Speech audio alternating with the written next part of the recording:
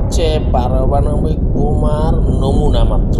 মানে এই পারমাণবিক বোমা যদি কোথাও বিস্ফোরিত হয়, সে কীভাবে তার বিতরণ ছড়ায়, কীভাবে ক্ষতি করে মানুষের খাওয়ার ব্যাপারটা।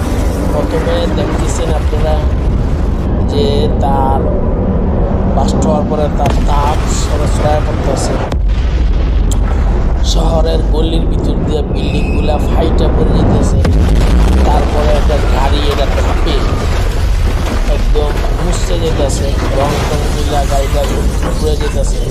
তারপরে একটা মানুষগুলো তো উড়ে যেতেছে, বিল্ডিংগুলো দৌড়ে যেতেছে। একটা ব্যাংক এটা তাপে বাস্ট হয়ে হাওয়ায় মিশে যেতেছে। একটা কুকুর সেখানে বিল্ডিংয়ের ভিতরে সে বুঝতে পারতেছে কী জানি হইতেছে, এই জন্য সে একটা শব্দ করলো। তারপরে তাপে গ্লাসটা কুকুরটা হাওয়ায় মিশে গেল। তারপরে পানিগুলা সব নদীর পানিগুলা এত উপরে শক্তি বিকিরণ করছিল।